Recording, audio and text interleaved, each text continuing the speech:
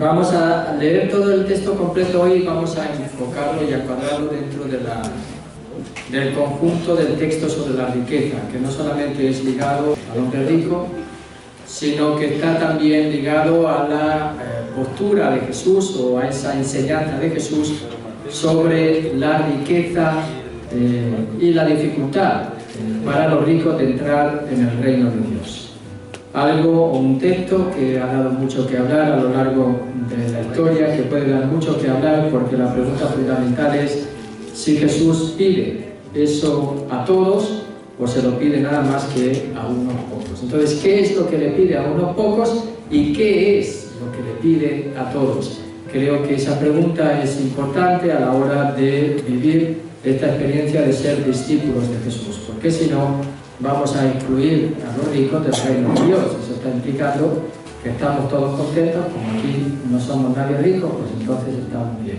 Pero antes de entrar en materia, vamos a orar, y vamos a leer el texto del Evangelio en oración, en esa oración que nos permite, sobre todo, acoger la palabra de Dios en nuestra vida, pasando por nuestra mente y por nuestro corazón. Por eso nos preparamos en este momento para acoger a Dios en nuestra vida en el silencio, una vez más, haciendo ese silencio interior, en el nombre del Padre, del Hijo y del Espíritu Santo. Amén. Y vamos a escuchar este texto del Evangelio de San Marcos, del capítulo 10, versículos 17, y vamos a leer todo completo el texto para cerrar el tema hasta el versículo 31.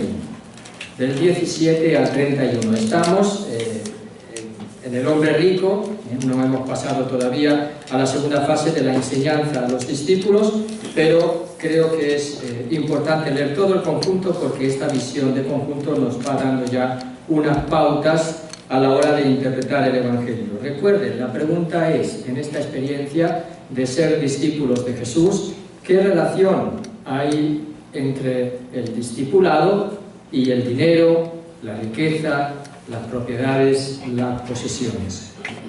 También la experiencia de ser discípulos implica que uno se plantee en el seguimiento de Jesús qué es lo que nos pide acerca del dinero, de la riqueza, de las posesiones, de lo que tenemos. Y estos versículos responden sobre todo a esa pregunta. Por eso vamos a leerlo. Capítulo 10, versículos 17 a 31. Estaba él saliendo al camino cuando se le acercó uno corriendo, se le arrodilló y le preguntó: Maestro bueno, ¿qué tengo que hacer para heredar la vida eterna? Jesús le contestó: ¿por qué me llamas bueno? Nadie es bueno más que uno, Dios. Ya sabes los mandamientos: no mates, no cometas adulterio, no robes, no des falso testimonio, no defraudes, honra a tu padre y a tu madre. Él declaró: Maestro, todo eso lo he cumplido desde joven. A esto Jesús se le quedó mirando, le tomó cariño y le dijo: una cosa te falta. Vete a vender lo que tienes y dáselo a los pobres, que Dios será tu riqueza. Y anda, sígueme a mí. A estas palabras, el otro frunció el ceño y se marchó entristecido, pues tenía muchas posesiones. Jesús, mirando alrededor, dijo a sus discípulos: ¿con qué dificultad van a entrar en el reino de Dios los que tienen el dinero?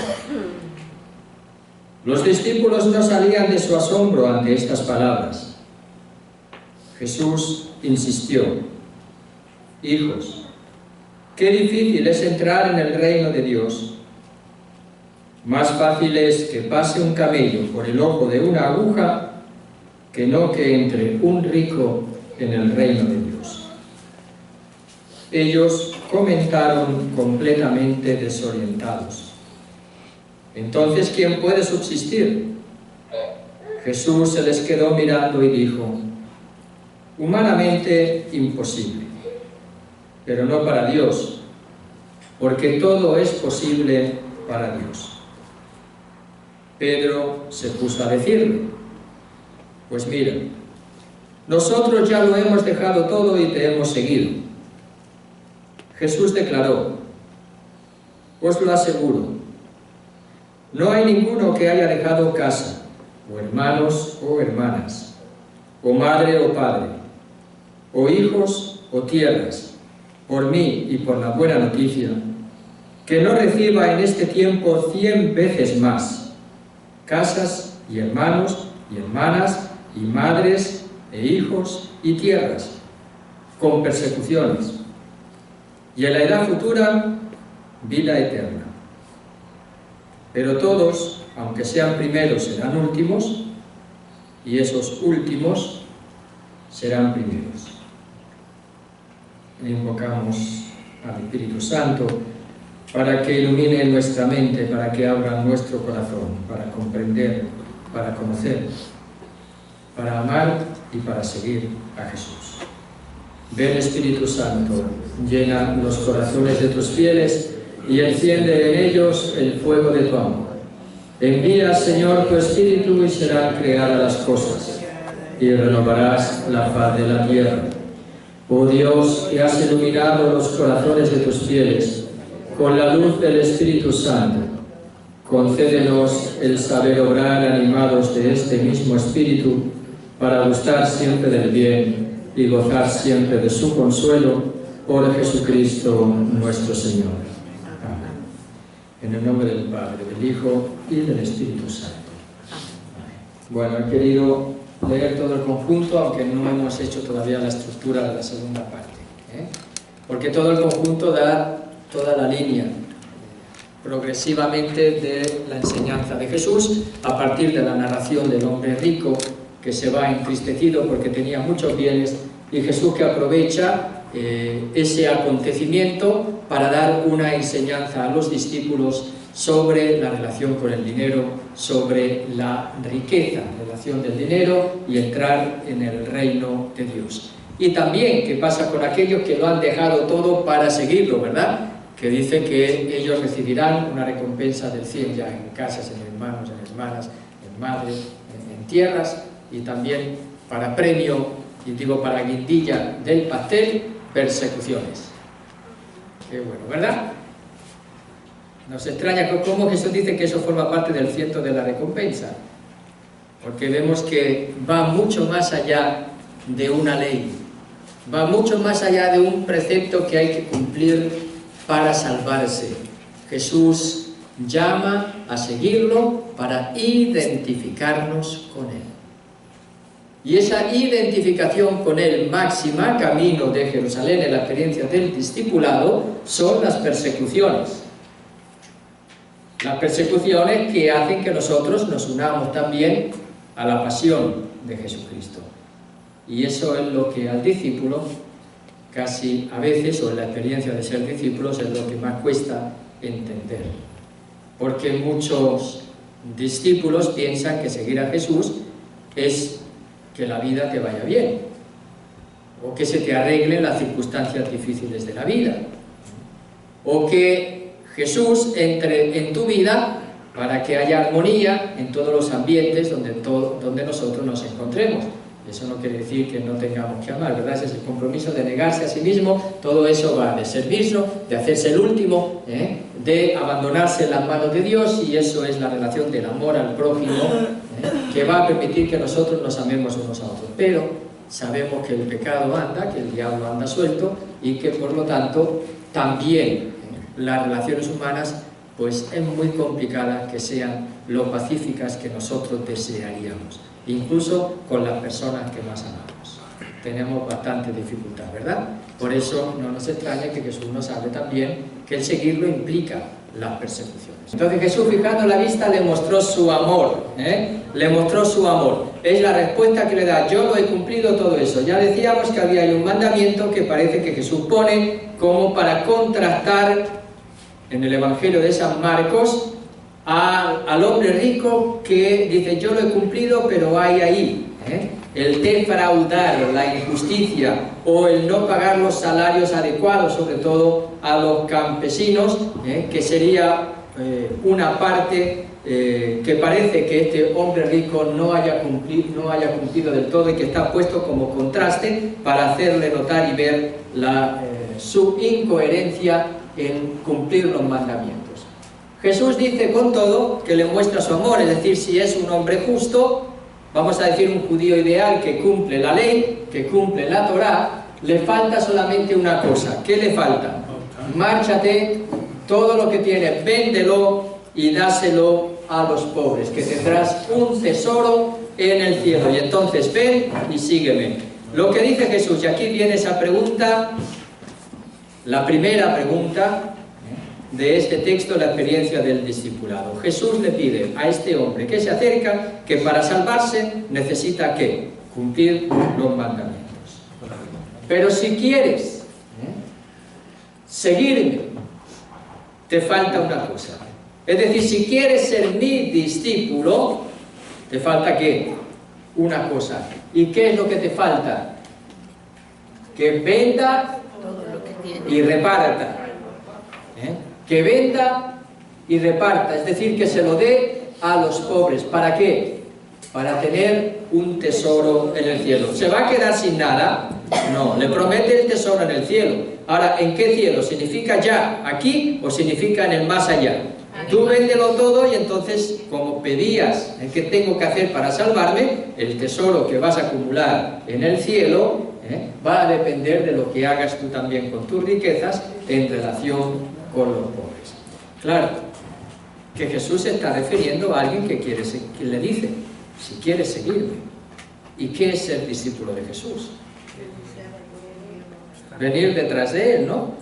Y entonces aquí surge la primera pregunta. Entonces, a todos los que queremos ser discípulos de Jesús, ¿Él nos pide eso?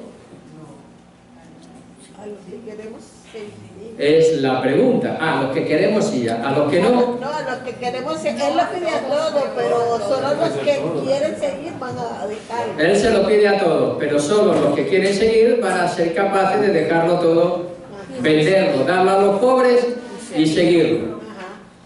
Bueno, vamos a ver. Por eso he querido leer la segunda parte. Por eso he querido leer la segunda parte. Porque de estos textos, si bien uno podría pensar que Jesús se lo pide a todos, resulta que Jesús no le ha pedido a todos lo mismo que le está pidiendo a este hombre rico. A él, si quiere seguirlo, tiene que venderlo todo y tiene que dárselo a los pobres, a él, pero no a todos, ni siquiera a los primeros se lo pidió, ellos lo hicieron. Cuando les dijo a Pedro, Andrés, Santiago y Juan, ¿qué hicieron? Lo dejaron todo y lo siguieron. No se lo pidió Jesús, pero ellos, al sentir la llamada, lo dejaron todo y lo siguieron. ¿Qué hizo Leví sentado al mostrador de los impuestos?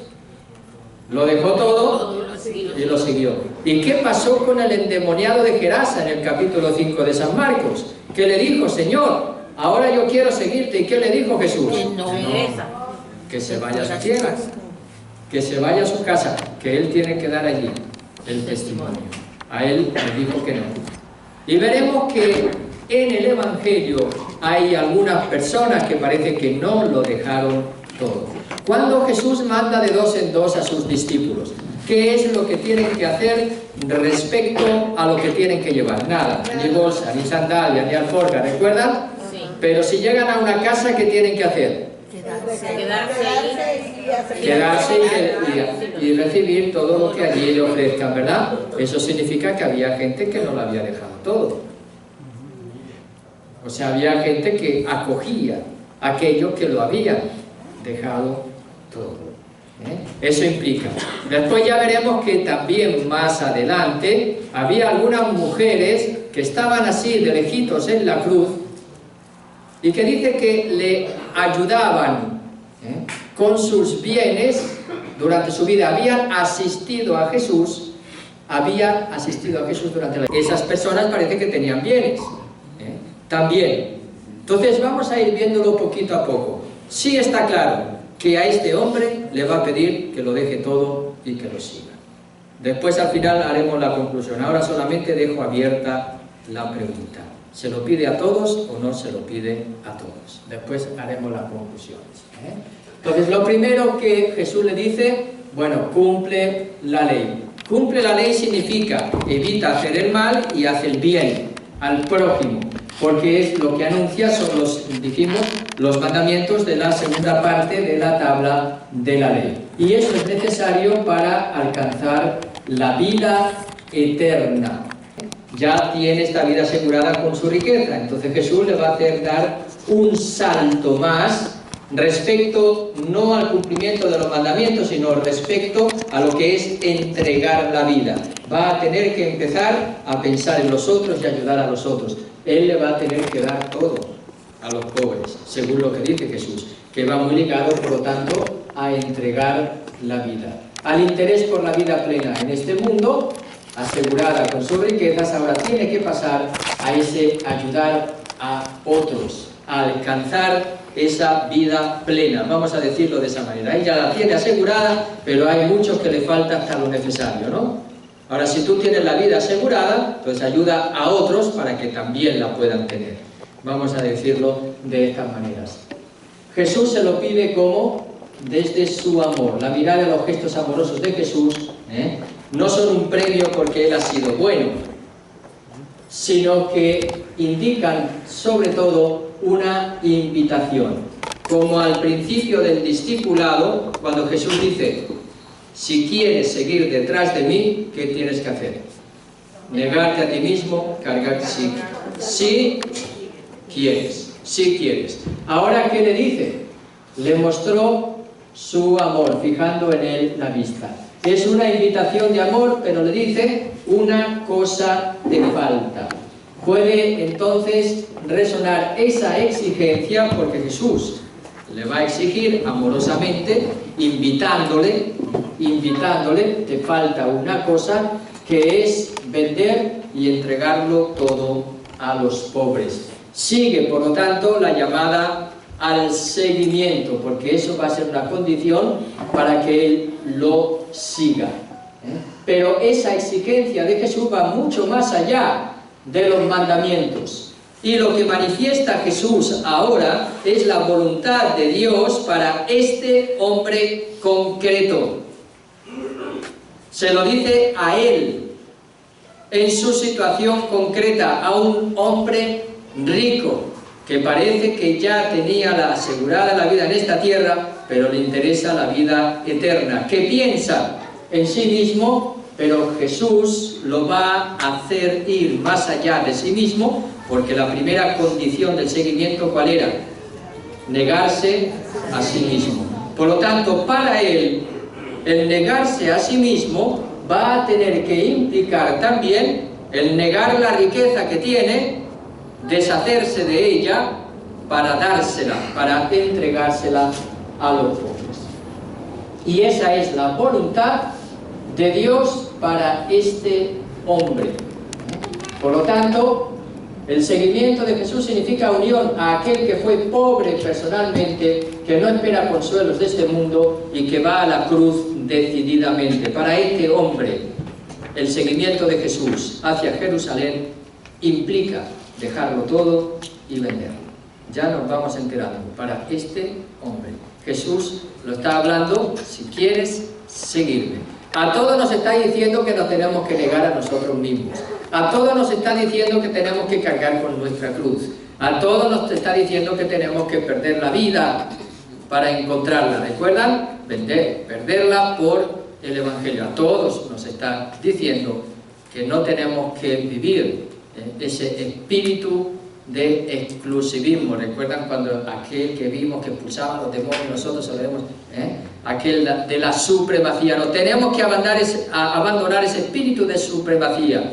Tenemos que abandonar ese espíritu de querer ser los más importantes que tenemos. A todos nos está llamando que lo sigamos y en el seguimiento nos hagamos los últimos y servidores de todos. A todos nos está pidiendo, no a todos, ya veremos, sino a aquellos que un hombre y una mujer que se van a unir en un amor, se entreguen en un amor para siempre el uno al otro según la voluntad de Dios.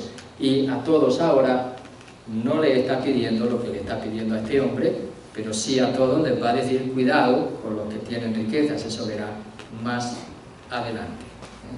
Más adelante. Pero esta petición se está refiriendo a este hombre. Por eso, a lo largo de la historia y de la tradición de la Iglesia y también de la vida de la Iglesia, se ha identificado el seguimiento de Jesús de una manera particular y de aquí se han hecho la distinción entre los mandamientos y los consejos evangélicos. Los mandamientos son para todos, mientras que los consejos evangélicos son para algunos. Y estos consejos evangélicos, que se ha hecho esa distinción, por ejemplo, la pobreza con Cristo pobre, pues sobre todo en la Iglesia lo viven ¿quién? Lo puede vivir un laico también, evidentemente, pero sobre todo lo han vivido los religiosos, y también los curas. Dicen algunos, los curas no hacemos votos de pobreza, ya se lo dije, ¿no? Sí. Los diocesanos, los religiosos sí hacen voto de pobreza, los diocesanos no hacemos voto de pobreza, pero sí dice el Vaticano II que tenemos que vivir de una forma no escandalosa, sino que tenemos que vivir también nuestra vida en función de las personas a los que nosotros estamos sirviendo en nuestro ministerio sacerdotal. Por lo tanto, de una forma austera y no escandalosa para el pueblo de Dios. Eso sí forma parte del seguimiento de Jesús para aquellos que también tenemos esa función de acompañar al pueblo en el ministerio sacerdotal. La condición para el seguimiento, ¿cuál es? El abandono de todas las riquezas, cosa que no pide a los primeros llamados, aunque ellos sí abandonaron todo para seguirlo. Jesús no les dijo que lo tenían que abandonar todo. Esa faceta de negarse a sí mismo ya lo hemos dicho, por lo tanto, ahora le toca vivirla en la renuncia a todos sus bienes. Y esa es la respuesta que Jesús le muestra a este hombre rico que le dice que ha cumplido todos los mandamientos. Con ese amor lo va a invitar.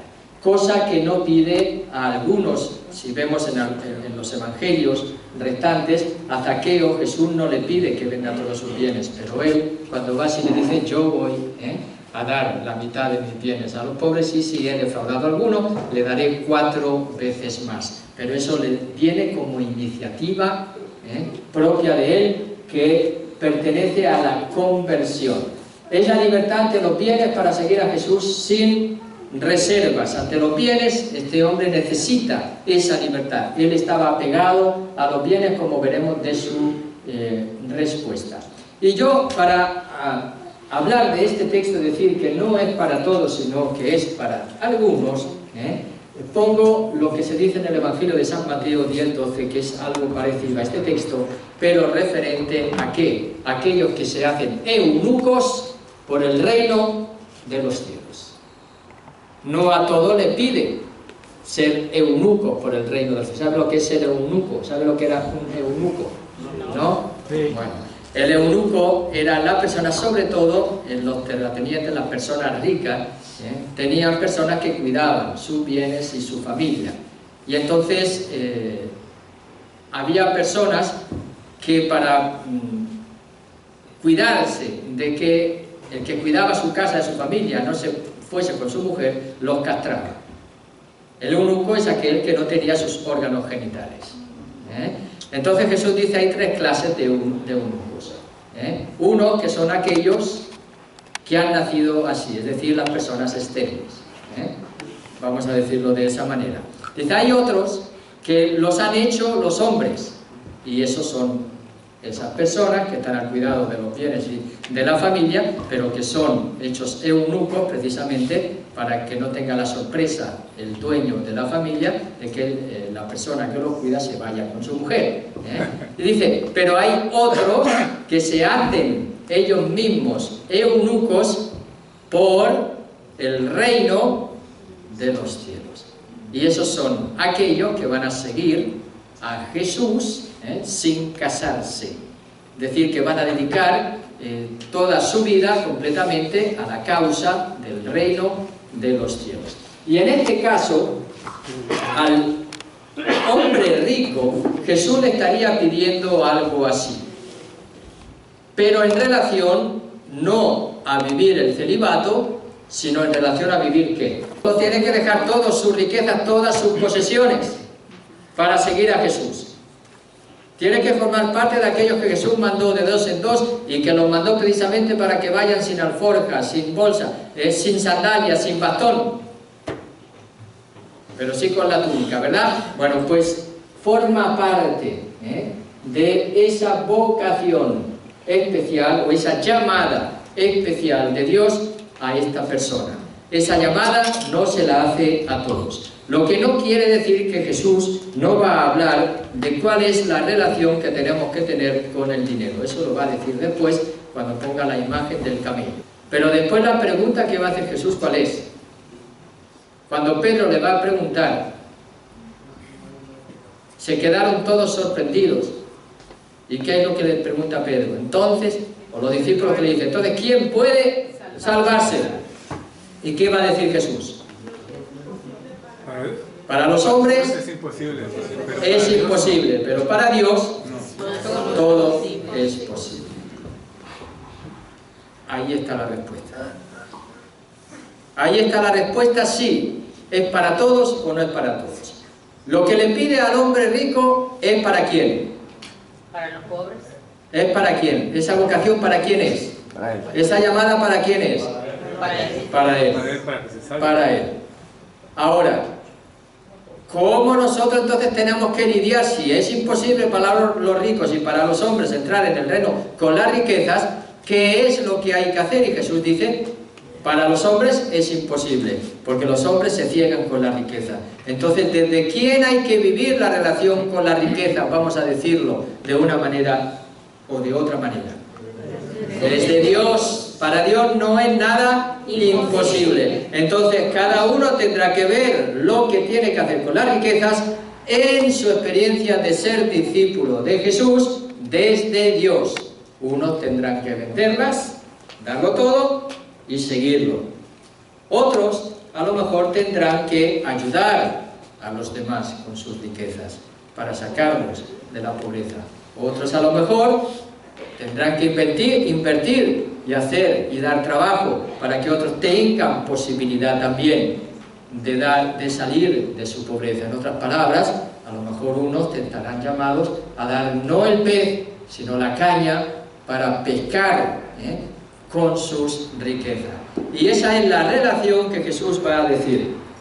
Es difícil que un rico entre, es decir, es imposible.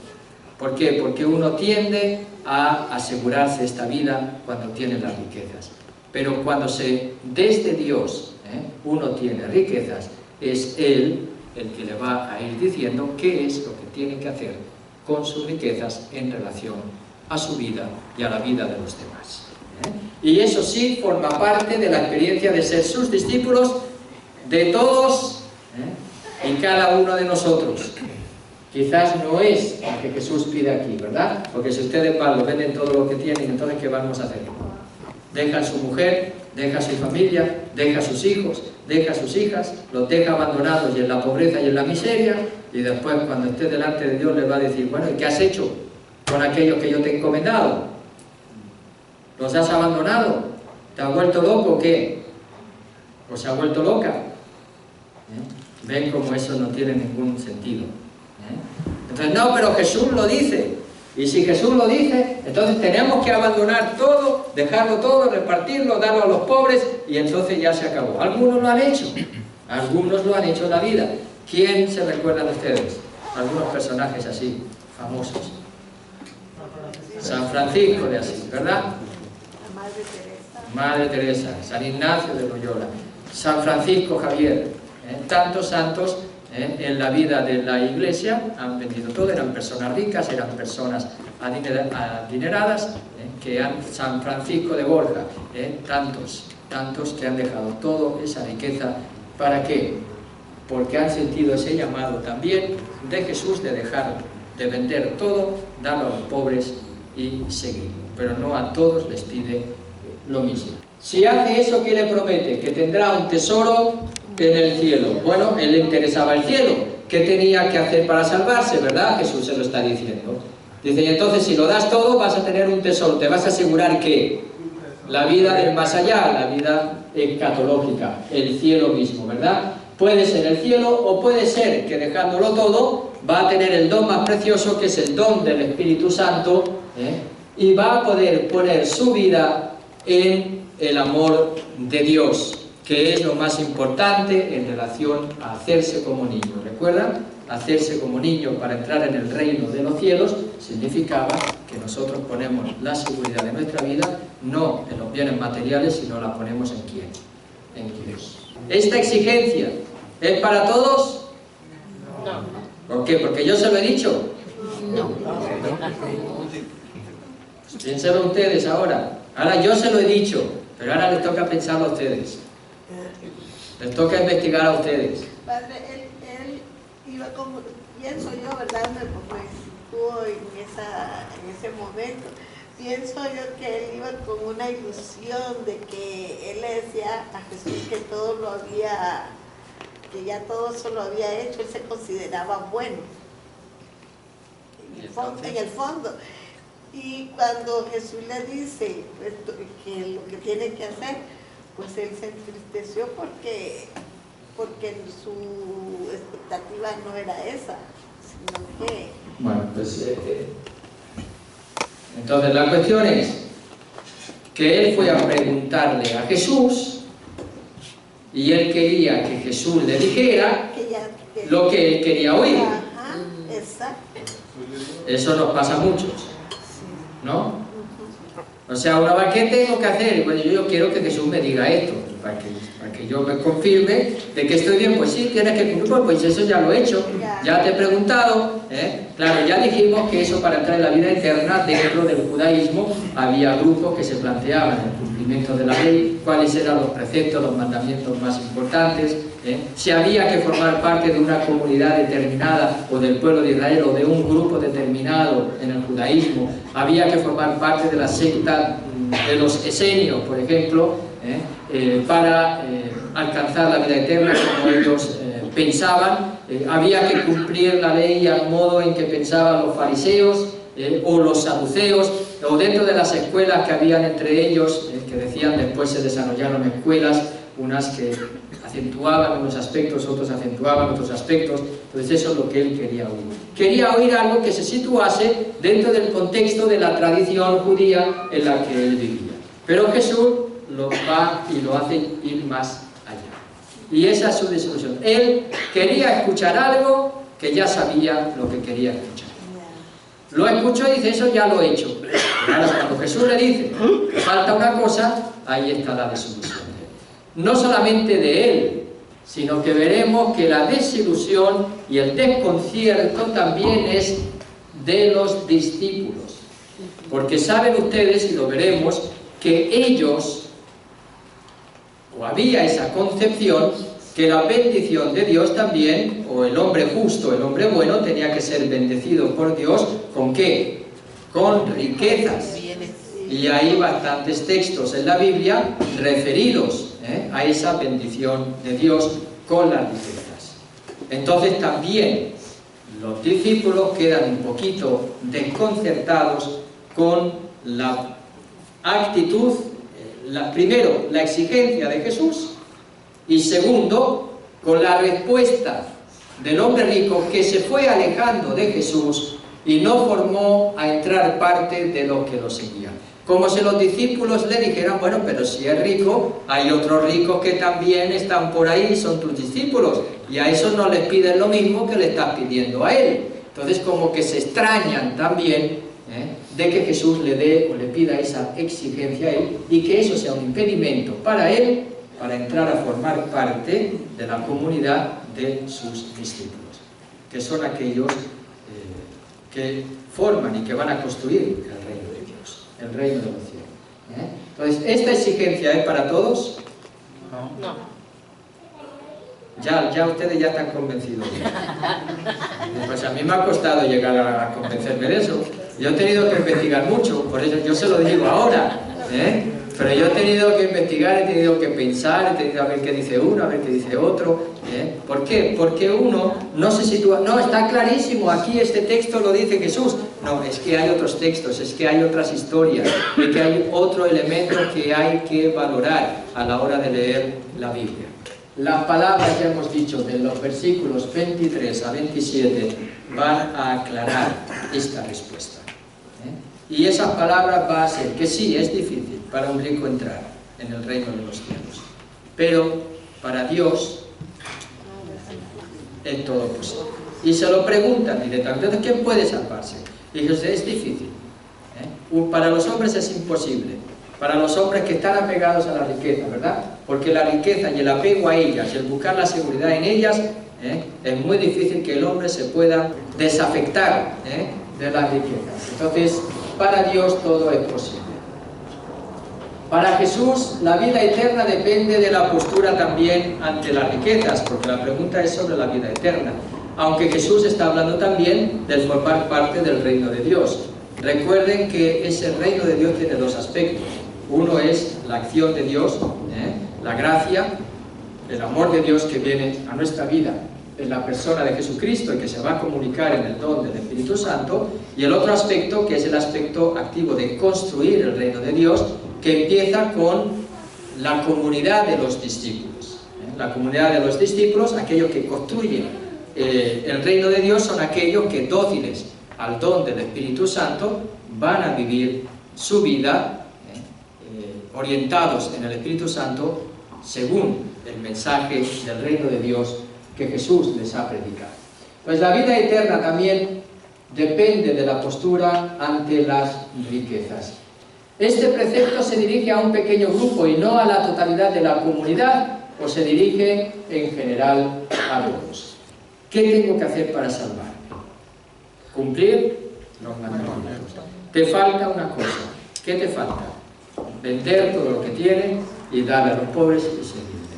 Para esa persona, su salvación está ligada a lo que Jesús le pide. Por eso se fue entristecido. Pero él no quiso. ¿Qué le vamos a decir?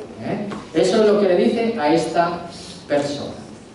Entonces, como no es para todos, viva la pepa con el dinero, ¿no? Por un lado, cuidado, no es para todos, sí, pero cuidado que sí hay que hacer algo que tiene que ver con el dinero y que forma parte y condición indispensable de los discípulos de Jesús. Entonces yo aquí he puesto algunas opciones, ¿verdad? Dice, para algunos será entregarlo todo como este hombre, ¿no? Para otros podrá ser sacar de la pobreza con la propia riqueza.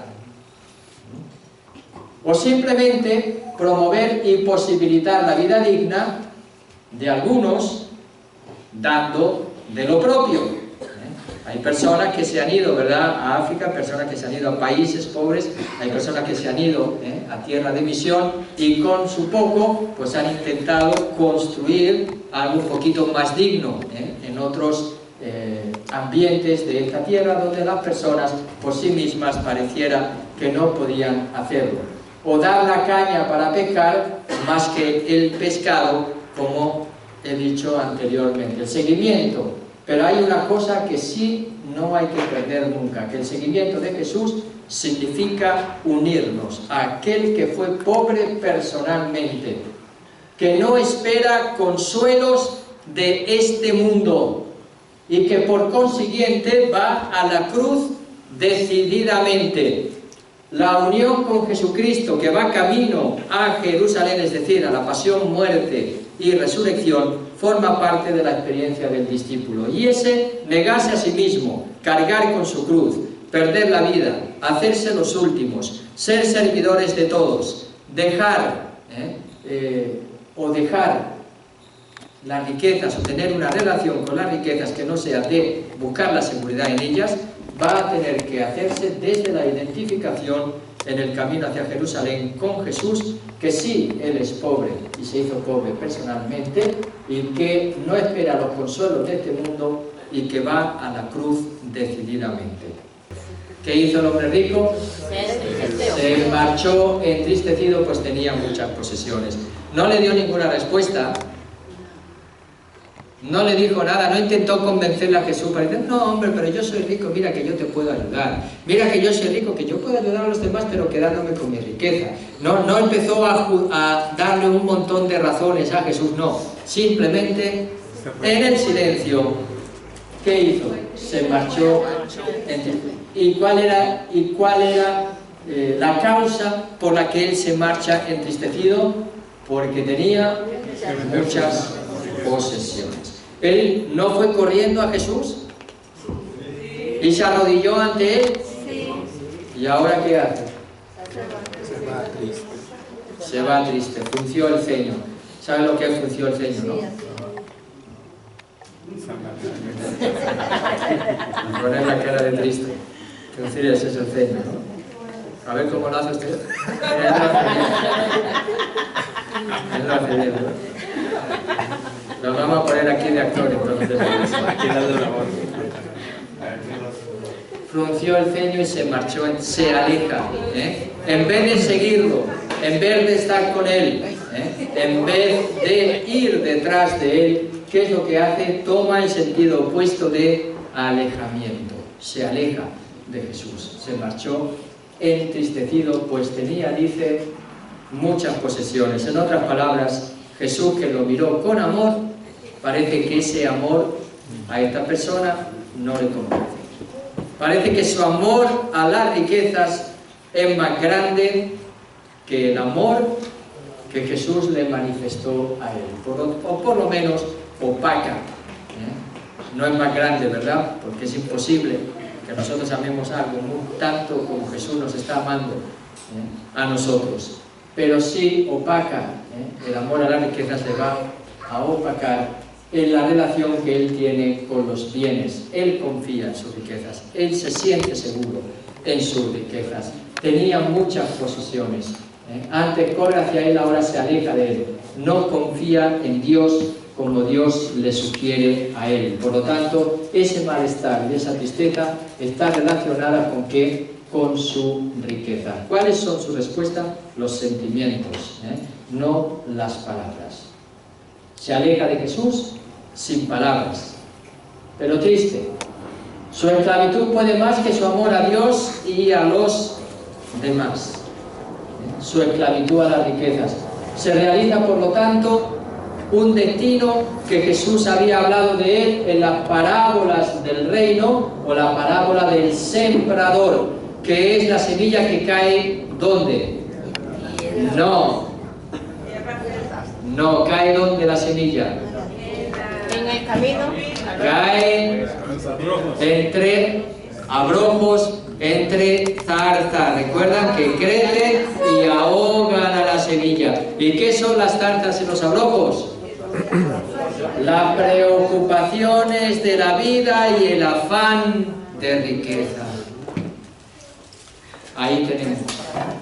Se acerca corriendo a Jesús, se pone de rodillas, le dice: maestro bueno, ¿qué tengo que hacer? La alegría de la coge, ¿verdad? Parece que acogía la semilla. Él le podía dar la respuesta, pero cuando empieza a salir las zarzas, ¿qué es lo que va a pasar?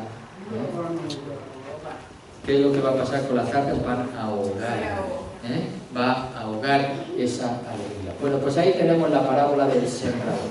La parábola del sembrador, que es lo que le pasa a este hombre rico. Las zarzas, las preocupaciones por la vida o el afán de riquezas, va a ahogar la semilla que se había sembrado en su corazón, la semilla del reino de Dios. Hay algunos que piensan que sí, que Jesús en este texto va contra la riqueza, que la riqueza para Jesús es necesariamente injusta y que para Jesús hay pobres porque hay ricos.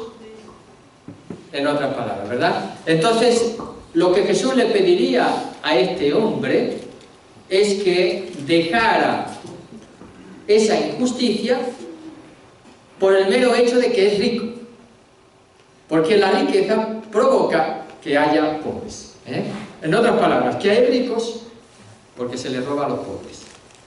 O porque no hay una distribución equitativa de las riquezas de este mundo. Bueno, eso, en cierto sentido, es cierto que no hay una distribución equitativa de la riqueza de este mundo, ¿verdad? Pero como estamos en un mundo en donde el que más trabaja, el que más puede, el que más fuerte es, el que más capaz es, algunos tienen eso, ¿no? Hay que promover el que es capaz, el que puede, el que es fuerte, pero eso está provocando el mundo que tenemos. La riqueza provoca la injusticia. Jesús le llama a este hombre a abandonar la causa de la injusticia en este mundo, que son, ¿qué? Las riquezas. ¿Y qué tiene que hacer con las riquezas? Repartirlas y darlas a todos para que se acabe la injusticia. Pues es un mensaje social. El reino de Dios entendido desde la justicia. No quiere decir que el reino de Dios no implique la justicia. La implica. Hay una doctrina social de la Iglesia, ¿verdad? Pero Jesús no está pidiendo que lo sigamos para que construyamos un mundo más justo políticamente y socialmente hablando. Jesús está pidiendo que lo sigamos para que aprendamos a vivir, sí, como hermanos y hermanas, y eso sea capaz, sí, de promover y de construir como una semilla pequeña, porque eso no va a ser posible en este mundo. El paraíso no está aquí en esta tierra, pero nosotros sí estamos llamados a vivir la justicia. En segundo, en el relato, dice otro autor, se trata el caso de un individuo concreto, o sea que no es para todos. El primero diría sí, es para todos y todos tienen que abandonar la riqueza, porque la riqueza es causa de injusticia. Y Jesús no quiere la injusticia. Aquí entonces dice, no, es un individuo concreto. Se generaliza a todos el caso del hombre rico mediante la advertencia frente a la riqueza. Después se va a generalizar en la explicación que hace Jesús. Detrás de esta tradición ampliada se esconde una comunidad marcada por el ascetismo y que toma en serio el ideal de pobreza. Dice, sí, los primeros cristianos se tomaban en serio lo de la pobreza. Tanto es así que los hechos de los apóstoles, ¿qué es lo que dice? Que lo tenían todo en común. Es el ideal de la vida cristiana. Y dice que lo vendían y lo ponían al pie de los apóstoles y ellos lo distribuían según las necesidades de cada uno. Según las necesidades. Eso no quiere decir que se lo daban a todos le daban lo mismo. Lo distribuían según las necesidades de cada uno. ¿Ve? Porque algunos dicen, no, es el igualitarismo, eso tampoco lo quiere Jesús. Porque todos somos distintos. No es lo mismo una familia con 4 niños que una familia con 8, que una familia sin niños. Digo yo, ¿no? Y no es lo mismo una persona enferma que una persona sana. No es lo mismo, ¿verdad? Y no es lo mismo una persona que tiene una responsabilidad determinada y otra persona que su responsabilidad es menor delante de la comunidad. Son cosas distintas. Entonces también esas diferencias hacen que cada uno necesite cosas distintas, no todos lo mismo. Entonces, tanto en la teoría como en la práctica, la exigencia de Jesús continúa siendo como una espina en la carne, sí. Y eso sí es cierto. Porque todo el que es seguidor de Jesús tiene que enfrentarse ante Él y a ver qué hace con su riqueza, con sus posesiones. No voy a hablar aquí con su riqueza, porque si hablo aquí con la riqueza, yo no sé si tenemos mucha. O sea, a lo mejor hay alguno que es rico y está calladito y no se lo dice a nadie. Para nada. No lo sé. Lo más sorprendentemente es que Jesús exigió a muchos hombres, como expresión concreta de su fe en el seguimiento, que se desprendiera de la atadura general a la autoridad, y eso ya lo sabemos, al prestigio, a la seguridad de la propiedad, no solo interior, sino también exteriormente. Después sigue diciendo, ni se trata de la realización de un ideal o del principio de la pobreza, ni de la fundación de una nueva sociedad que no conozca la propiedad privada, sino de algo mucho más incisivo, se trata de determinadas llamadas a determinados hombres. Pues este texto no es para todos, sino que este texto, dice este autor, es para determinadas personas. Aunque sigue siendo como una espina en la carne para todos. Y todos tenemos que tener cuidado cuando se trata de la riqueza y del dinero, de las posesiones y de las propiedades privadas. El sacrificio, otro autor, el sacrificio arduo y necesario para entrar en el reino de Dios no está en contradicción real con 10, 13, 16. ¿Qué tengo que hacer? Tengo que venderlo todo y darlo a los pobres. Es un sacrificio, parece que pide, ¿no? Pero no es que el reino era la gratuidad absoluta que yo tengo que tener un corazón como el del niño, que recibe en esa gratuidad la bondad de Dios. Entonces dice, ahora, ¿por qué ahora me pide que yo haga este esfuerzo de dejarlo todo? Bueno, evidentemente este comentario lo hace un protestante, no lo hace un católico, pero siempre es interesante también ver la dimensión. Entonces parece que ese principio de que por la sola fe, sin las obras, pues va guiando a veces la interpretación de la Biblia, y parece que no prima tanto la interpretación de la Biblia cuanto el principio a través del cual yo filtro la interpretación. Pero con todo también está presente esta realidad. Entonces, el reinado de Dios hay que recibirlo como un don. Ya lo decíamos, la confianza del hombre en la seguridad engañosa ofrecida por su riqueza le impide hacerse un niño que confía exclusivamente en la generosidad del Padre Divino. Ya dijimos que también es cierto, si él pone su confianza en la riqueza, no la pone en ¿quién? En Dios. Si él pone su seguridad en la riqueza, no la pone en ¿quién? Y para entrar en el reino de Dios hay que hacerse como ¿quién? Como el niño. ¿Y qué es lo que caracteriza el niño? Que depende en su existencia, en su ser, ¿de quién? De los padres. Así nuestra vida depende de Dios, y por lo tanto hacerse como un niño para entrar en el reino de Dios significa abandonarnos en las manos de Dios y acoger la gratuidad del don de la salvación. Dice, muchos exegetas, y aquí viene como a lo largo de la historia de la Iglesia se ha usado este texto para distinguir entre el precepto y el consejo evangélico. San Mateo no va a decir, te falta una sola cosa, ¿qué tienes que hacer para seguirme y vender todo? No, San Mateo le dice, si quieres ser perfecto, va, vende todo cuanto tienes. O sea, forma parte de la perfección cristiana o de la santidad para San Mateo.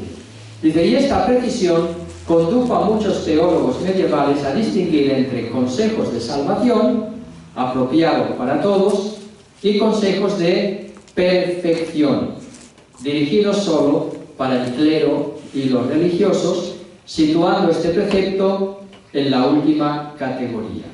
El Jesús de los Evangelios no hace nunca de la pobreza radical una condición universal del discipulado, dicen algunos. Y en verdad, desde épocas muy tempranas, hubo una amplia diversidad de doctrinas cristianas acerca de la riqueza. Es decir, que este texto ha hecho hablar desde el principio del cristianismo, porque no se veía muy bien si era dirigido a unos pocos o todos los que seguían a Jesús tenían que vivir esta condición del seguimiento que Jesús le pone al hombre rico. De hecho, la respuesta sobre el tesoro lo une a la vida eterna. Tendrás un tesoro en el cielo, ligado al sacrificio hecho por Jesús, que puede conducir a entregar la vida, a tomar la cruz y a perder la vida. Bueno, pues ahí tenemos que hora es las 9:45. No quiero empezar entonces los discípulos y la riqueza con las enseñanzas después, porque es un texto que en sí mismo tiene una unidad. Entonces, pero sí, si tienen alguna pregunta, pues podemos partir de esas preguntas y a ver qué idea les surge o preguntas que les puedan surgir de este texto para poder entenderlo mejor y hacer mejor la lección divina. Así que si tienen preguntas, vamos a dedicar este tiempo a las preguntas. Yo pienso que Jesús sabía cuánta riqueza tenía ese hombre y sabía cómo Dios sabía la vida que llevaba y lo que había cumplido y lo que no había cumplido, pero por eso le dice a él, o sea, es una manera de que Él sabe todo de nosotros, entonces sabe qué más podemos dar ¿Y entonces qué quiere decir con eso? ¿Es una pregunta o es una reflexión? Es una forma de pensar. Es una forma de pensar. Que yo pienso eso, o sea, que él nos conoce a todos, o sea, de Él no nos escondemos, ¿verdad? Entonces, Él sabe que nosotros podemos dar y que no podemos dar, o sea, si podemos dar más y no lo damos porque no queremos. Yo pienso que así, por eso le dijo a él, a ese hombre dijo eso. Bueno, vemos aquí, en este texto vemos también esa pedagogía de Jesús para llamar al seguimiento, como la pedagogía que está usando con todos los discípulos. Hay aspectos que manifiestan, evidentemente, si en Jesús se muestra y se manifiesta la voluntad de Dios para cada uno de nosotros, como hemos dicho, cuando Él llama y llama al seguimiento, está significando que en su llamado, porque el reino de Dios, el reinado de Dios se acerca en su persona, cuando Él llama, significa que Dios se acerca a nuestra vida en la llamada de Jesús. Y que el mensaje que Él nos está comunicando viene ¿de quién? De Dios. Ya sabemos que Él predicaba la buena noticia de parte de quién? De Dios. Por eso, esa llamada de Jesús, que se va a expresar también en la comunicación del mensaje sobre el reino de Dios que se acerca, un mensaje de liberación y ahora de discipulado, de llamada al seguimiento, desde ese mensaje de Jesús se manifiesta la voluntad de Dios para este hombre.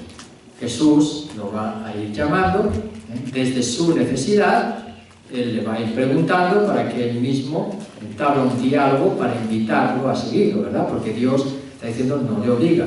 Dice, Jesús sabía lo que este hombre tenía en su interior, evidentemente, como Dios, como usted dice, y en virtud de esa unidad hipostática, Jesús tenía un conocimiento único que ninguno de nosotros en este mundo, ni nadie ha tenido, ni nadie tendrá, porque nadie es verdadero hombre y verdadero Dios como lo era Jesús. Entonces, esa visión inmediata en virtud de la unidad de dos naturalezas en una única persona hace que Jesús, evidentemente, conozca y sepa cosas ligadas a su identidad única de Hijo de Dios. Pero Él usa, humanamente hablando, la pedagogía humana. Él es el maestro que va a llamar a esta persona a seguirlo, y lo va a llamar desde su condición y desde su situación real. ¿Cuál es su situación real? Un anhelo de salvarse, pero a la vez ese anhelo de salvarse no ha ido a donde tiene que ir. No es un anhelo de entrega de la vida como Jesús la ha entregado, ¿verdad? Por eso Jesús en su pedagogía parte de su anhelo de salvarse para hacer una llamada que vaya más allá de lo que Él busca. Es como en el Evangelio de San Juan, el relato de la samaritana. ¿Qué buscaba la mujer? Agua, ¿verdad? Porque tenía sed.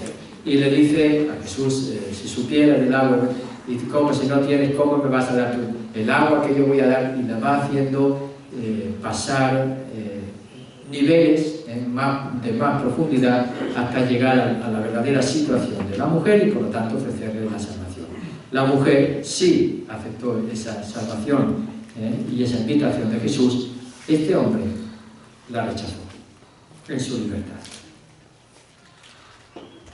Por eso dicen que lo amó, lo invitó, le dijo, te falta una cosa. Todo eso forma parte de esa invitación de Jesús a que acoja el reinado de Dios en su vida para que después también construya el reino de Dios.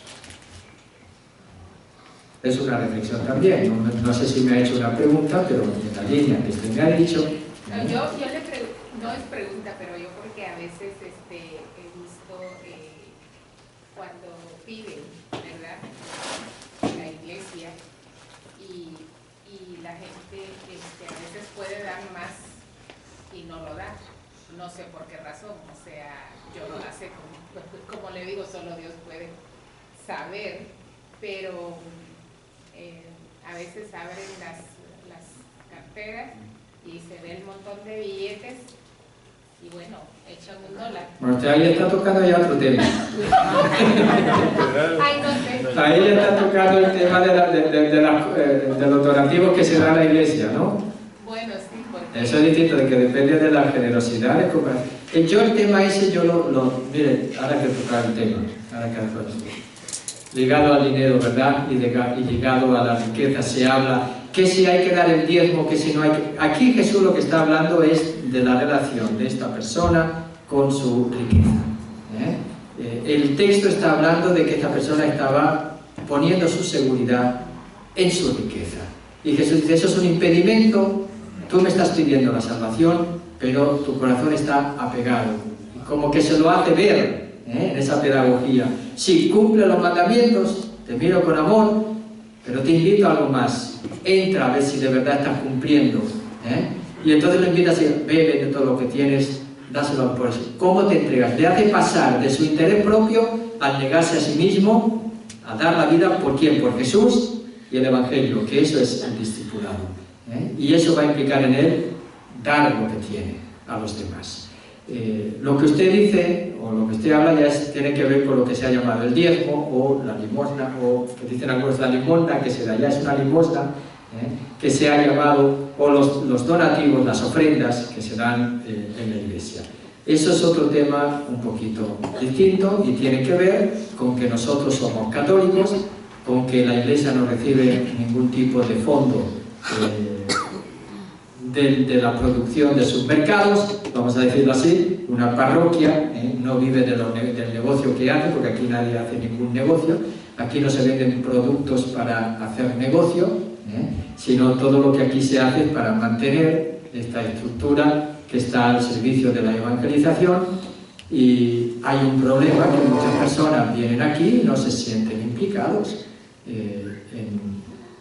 responsablemente y activamente en esta misión, y por lo tanto vienen aquí a recibir no sé qué cosa, como venía, muchos vienen como el rico, el hombre rico, a preguntarle a Jesús, ¿qué tengo que hacer para salvarme? Pues para salvarte tú ven al miércoles de ceniza, te ponemos la ceniza y con eso ya está todo arreglado, ¿no?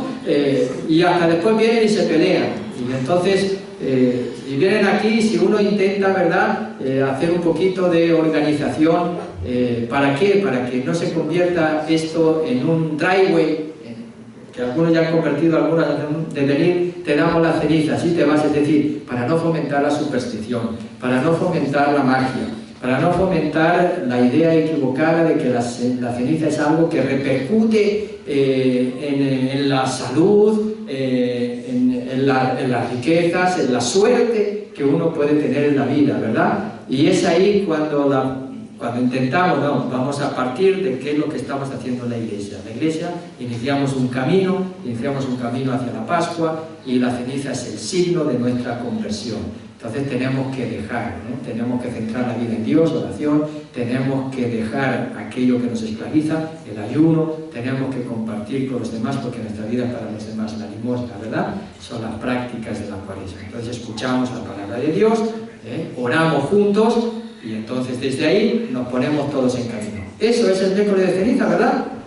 Qué lástima que algunos se vayan al metro y a otros sitios a dar la ceniza, porque están rompiendo el sentido del miércoles de ceniza, fomentando, bajo el pretexto de bondad, que para mí eso no es bondad, es simplemente un paternalismo excesivo.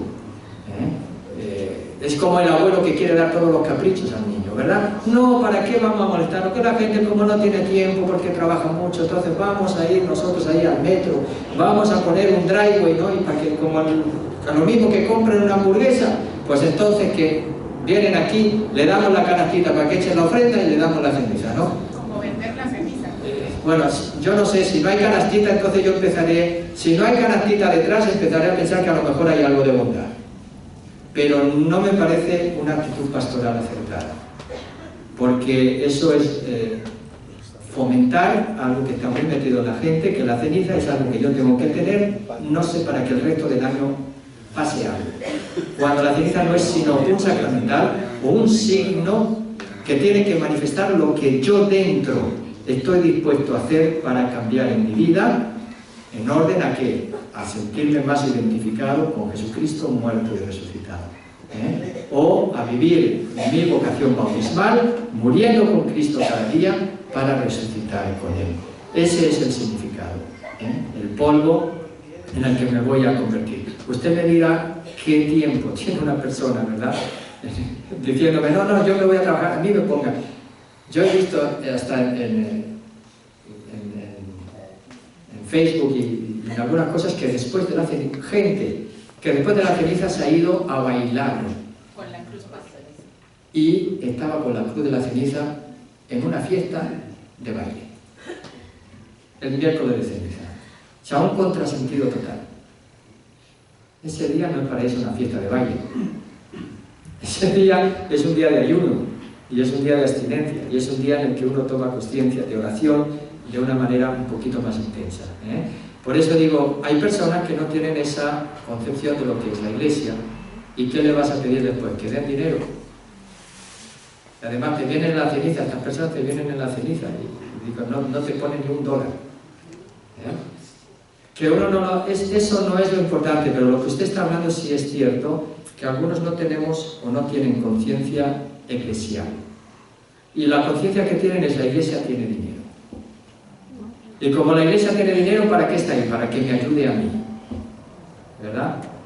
Entonces, si la iglesia tiene dinero y está para que te ayude a ti, pues dime tú dónde está ese dinero que tiene la iglesia y de dónde viene y de quién es. Porque el dinero que tiene la iglesia, ¿de quién es?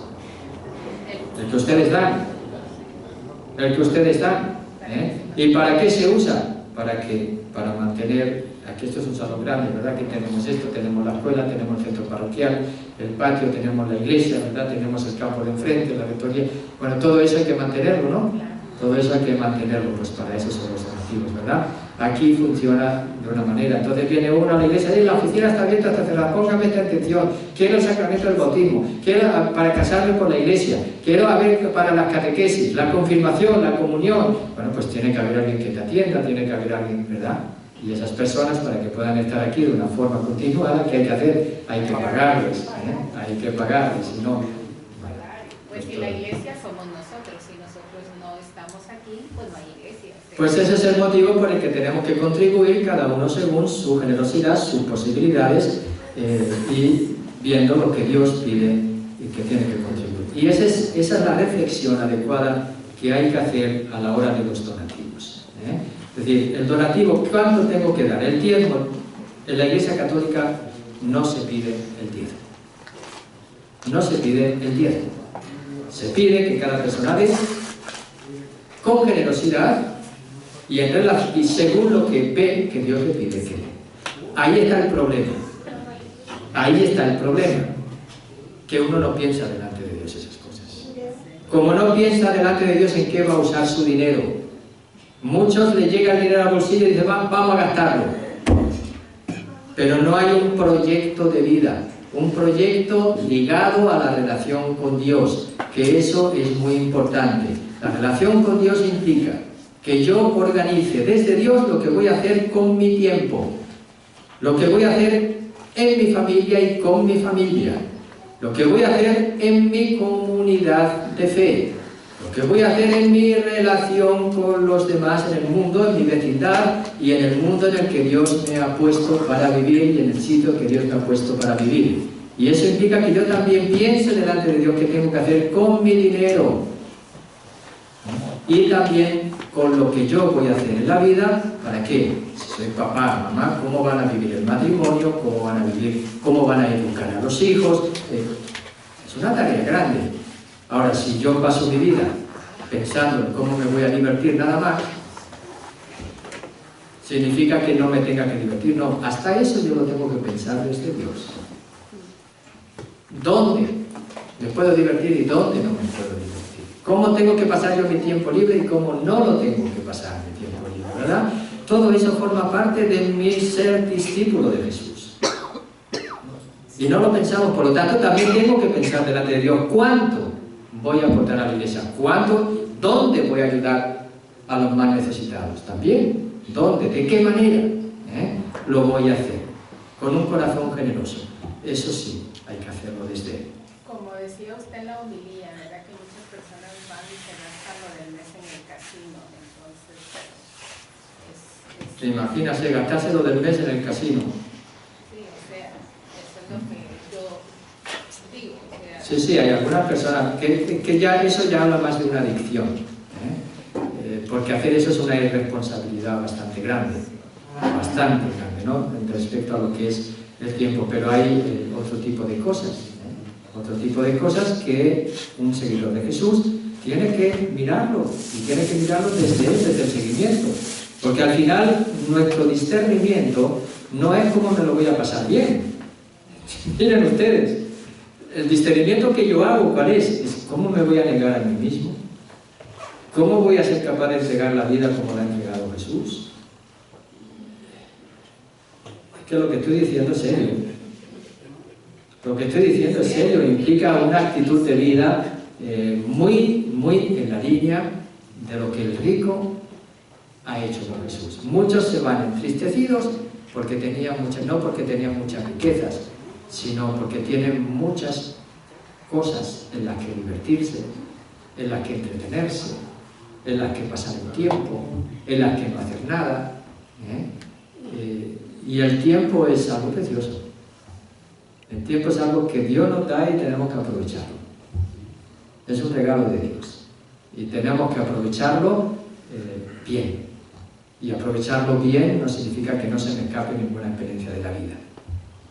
Aprovecharlo bien significa en el orden del discipulado, en el orden de la entrega a los demás. La entrega a tu familia, a tu marido, a tu mujer, a tus hijos en primer lugar. Ese es el primer lugar, ¿verdad?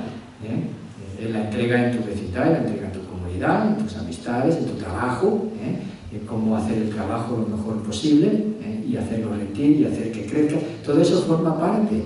Y si hay trabajos que son servicios a personas necesitadas, trabajo de la sanidad, de la enfermería, del médico, ¿verdad? Son trabajos que están muy ligados a ayudar a los demás. Entonces, cómo tratar a esas personas, cómo darles también, en cierto sentido, ¿no? Cómo entregar la vida en esa profesión que es directamente ayuda, ¿no? Y que forma parte de lo que Jesús dijo, curar a los enfermos. Si alguno dice, no, cuando Jesús dice curar a los enfermos, pues el que es médico, que es enfermera, pues ahí tiene. ¿Qué está haciendo? Curando a los enfermos. Está haciendo lo que entonces tiene que hacer su trabajo bien, ¿verdad? Hacer lo posible para que eso sea una realidad. ¿Qué sé yo? Y el que hace casas, pues hacer las casas bien, para que no se escape del frío en el calor. No hacerlo así de cualquier manera para que después venga un terremoto y se caiga todo, ¿no? Hacer el trabajo con conciencia, el trabajo bien hecho. El trabajo pensando que uno lo hace para las otras personas y que por lo tanto la otra persona está favoreciendo, que la otra persona se beneficie del trabajo que uno da. O sea, entregar la vida, Incluso, ¿qué significa eso? ¿Que no hay que tener ocio? ¿Significa que no hay que tener diversión? No estoy diciendo eso.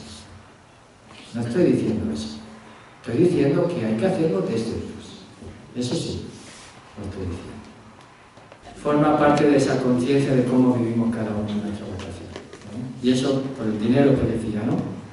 Y hay otra cosa, voy a acabar con esto, y me preocupa que todavía estemos utilizando el discurso a la hora de pedir dinero del ser generoso y Dios será más generoso todavía. Y se está refiriendo, si tú das, no te va a faltar de nada. Si tú das, Dios te lo va a multiplicar. Si tú das, hasta los negocios te va a poner. Si tú das el barril de aceite, Dios te va a poner una empresa de aceite, como hizo con la viuda del profeta Elías, ¿no? Cuidado que eso es una manipulación pura y dura. No decidas tú lo que el otro tiene que hacer con su dinero. Haz que los demás sean discípulos de Jesús y di, míralo, piénsalo delante de Dios y tú ves lo que tienes que dar. Es decir, acompañemos, eduquemos, pero no manipulemos. No manipulemos. Digamos que hay que ser, o sea, si tomamos conciencia, que no te quiere dar dinero, que voy a tener menos dinero, que no voy a poder llevar... No, es que lo que estoy haciendo es de Dios. Y como es de Dios, te estás obligado a darme dinero. No te lo digo así. Pero al fin y al cabo, y si no me das, que tú no estás colaborando a esto que es de Dios y que Dios quiere que se haga, y Dios ha manifestado que ya es así como quiere que se haga, ¿no? Eso es una manipulación muy complicada, muy complicada, que uno no tiene que usar a la hora de pedir dinero. No tenemos derecho a decirle eso a la gente, y mucho más si son pobres. A nadie, ni a los pobres ni a los ricos, ni a los pobres ni a los ricos. Tenemos sí la obligación de vivir como la llamada que Jesús hace al rico. Y esa llamada que le hace es: ve, vende todo lo que vives, dalo por ti. Vivir de la providencia, sí. No es que tú predicas la providencia, la confianza a todos, el abandono en sus manos. Bueno, pues si no te llega el dinero y no tienes dinero para hacer eso que tú piensas que es de Dios, a lo mejor es que Dios no quiere que lo hagas. Tú di, lo necesitamos su colaboración, ánimo, piénselo delante de Dios, qué es lo que puede dar. Yo le presento la necesidad, le pido que lo piense delante de Dios, que lo ore y a ver con qué puede colaborar, porque yo le estoy presentando esa necesidad, ¿verdad? En nombre de todos, eso es distinto. Y desde ahí, contribuir generosamente, cada uno según lo que Dios le pide. Bien, vamos a hacer una oración final. En el nombre del Padre, del Hijo y del Espíritu Santo. Te damos gracias, Señor y omnipotente Dios, por todos tus beneficios, por todo lo que nos das en la vida, por tu amor, por llamarnos a seguirte. Te pedimos que nos des un corazón generoso para seguirte, que cuando nos acerquemos a ti, nos acerquemos con ese deseo de seguirte en tus condiciones, que no nos presentemos a ti sabiendo o teniendo ese preconcepto de lo que nosotros queremos en la vida. Queremos lo que tú nos pidas, y también te pedimos el don de tu Espíritu para que nos haga generosos en la respuesta. Y todo esto te lo pedimos a ti, Padre Dios, Santo y bueno, Padre amor y lleno de misericordia, por medio de tu Hijo Jesucristo, nuestro Señor y Salvador, en el don del Espíritu Santo, nuestra fortaleza consoladora.